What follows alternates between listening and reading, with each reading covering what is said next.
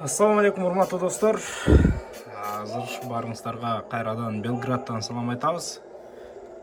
61 килограмм салмак чембирдиги эркин күрөш боюнча бул биринчиликке катышып жаткан балбаныбыз Тайырбек Жумашбек уулу азыр өзүнүн биринчи күрөшүн өткөрөт. Атаандашы туркиялык Думан аттуу балбан.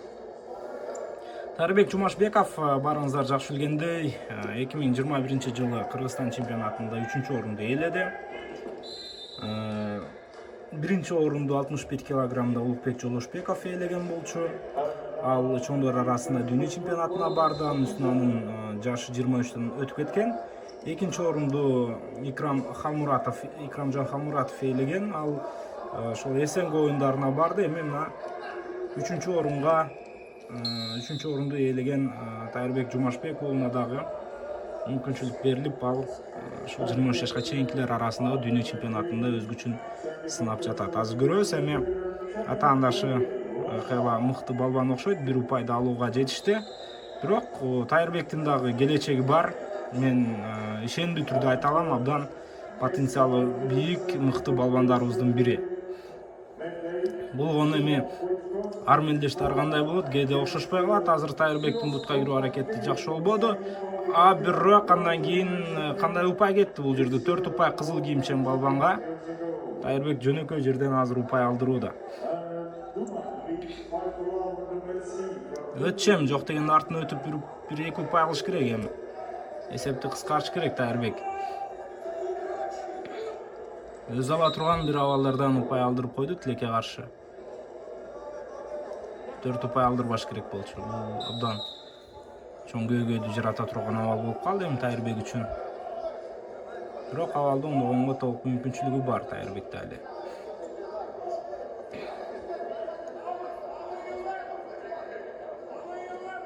Тайырбек Кыргызстан чемпионатында андан кийин катышкан мелдештеринде дагы жакшы күрөштөрдү көрсөткөн.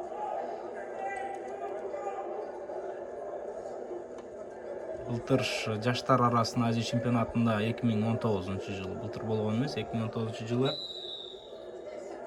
3-чү орунду ээлеп келген жайы бар. Эми бир жол табат деген ойдомун. Азыр туркиялык балбан абдан физикалык жактан мыкты даярдыкта балбан экен. Анын үстүнө көлөмү да бир аз Тайырбектен чоңурактай.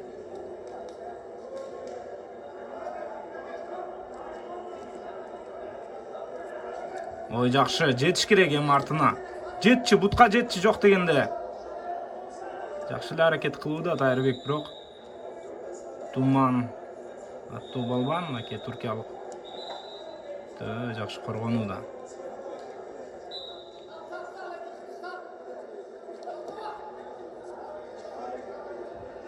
Биринчи бөлүк чамалуу ушул 5-0 эсебинде соңуна чыгат окшойт. 5-0 эсебинде соңуна чыкты. Бир упайды билем сыртына чыгарып алды Думан. Андан кийин 4 упайды ошол Тайырбектин өзүнүн катасын пайдаланып алгандыгын дагы көрдүк.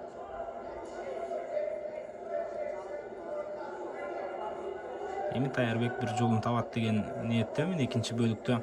Туркиялык балбанга келе турган болсок, туркиялык балбан деле көптөн бери ушул чоң ири мелдештерге катышып келеткен, бирок анын эң чоң жетишкендиктери бул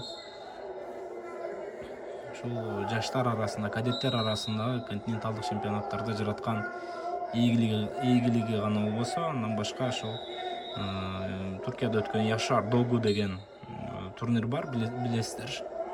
Ошол турнирде дагы ийгилик жараткан экен. Чындыгында абдан престиждүү, абдан мыкты мелдеш ал Яшар Догу. Азыр кайрадан эле Тайырбек активдүү болууга аракеттенүүдө. Себеби 5 упай бул чоң артыкчылык, анын үстүнө 4 упай бир аракетинде тапкан Думан. Ошондуктан Тайырбек азыр мүмкүн болушунча эртерээк аракетти көрүп баштоо зарыл. Тайырбек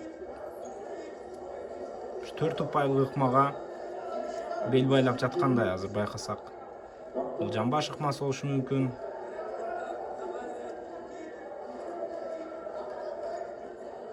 Бирок 4 упай эмес, мүмкүн болсо 2 упай алып алса да азыр өзү үчүн бир жакшы болмок. Түрк балбаны бир аз чарчап чала баштагандай, ушул нерсени эми колдонушу керек. Түркиялык балбан көлөмү чоң болуп турат, менимче салмакты дагы ал көбүрөөк кууп келсе керек. Бирок дагы да болсо эч кандай мүмкүнчүлүк бербей жатат. Мынакей ушундай бир абалда жана 50-ге 50 болчу. Эки тарапта тең бирдей абалда түрк балбаны упай алып кеткен. Азыр көрөбүз эми. Тайырбек эмнени издеп табат, иштеп табат азыр. Эскертүү берип жатат Думанга. 30 секунда берилеби же бул биринчи эскертүү экен, кечиресиздер. 30 секунда берилбейт. İşteş керек эми. Куу иштеш керек эми. Тайырбек. Айырма болупту. Андыктан бар болгон күч менен азыр алдыга бар иштеш керек. Мынакей ушинтип колду байлап алып азыр иштетпеген аракет кылып жатат Думан Тайырбекте. Бирок жолун тапса болот. Гир эми бутка кирип көр. Тайырбек ошондой бир аракеттерди көрүш керек. Башка айла жок азыр. Бирок аябай жакшы кармап коргонуп жатат түркиялык балбан. Тайырбектин колдорун бууп. Иштечи эми. Жакшы иште, ушул жерден эми упай иштеш керек. Жакшы кармадың. Ай жакшы! 5 упай бул. 5 упай. Ой, 5 упай берсе болмок. Эмне үчүн 4 упай берип койду каластар? Бир аз түшүнүксүз жагдай. Бул жерде челлендж сураса да болот. Челлендж сураса да болот азыр, ооба. 5 упай болчу менин жеке пикиримде. Азыр челлендж. Ай. Тилекке каршы кайталоо да жок болуп калат ушундай жерде.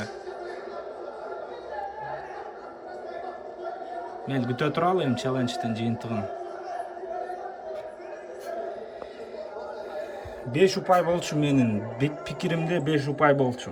Таптаза түштү түрк балбаны. 4 упай берип койду калыс. Упайды эмнеге аят түшүнбөйм мен. Өтө мыкты чапты чындыгында. 2 далыс менен түшкөн учурда 5 упай берет. Ошону баягы эске алып коюшубуз керек.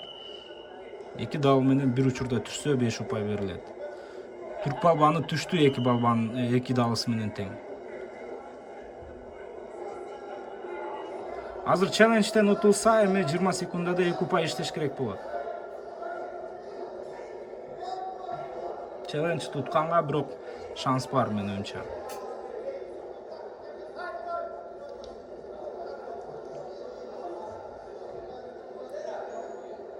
Тилекке каршы ушул кайталоолор болбой жатат.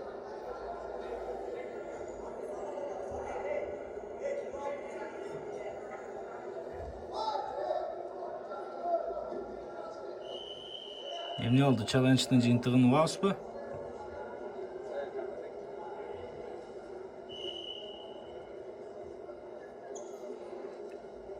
Тайырбек бирок абдан кооз ыкманы жасады, Азамат Тайырбек.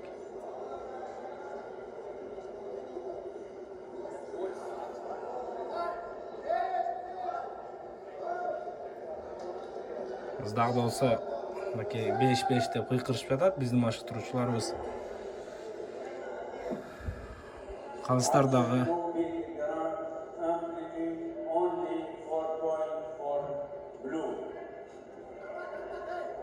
ой. Челлендж тилекке каршы жеңилди. Челлендж lost. 6-4.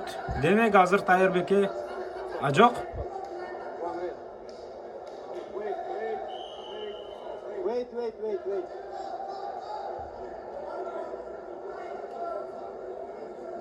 Эмне болду азыр? Таблодо бир аз катачылык болуп жатат окшойт, ооба. 6-4 Думан алдыда. 2 упай керек эми Тайырбекке. Жетчи бутка. Аласың Тайырбек. Ай, жакшы, иштечи. Иштейсиң. Ай, чыкет. Карма. Ай Азамат, кармадың, 2 ұпай бар. Бар 2 ұпай. Андан кейін дағы 2 ұпай. Ой, красавчик.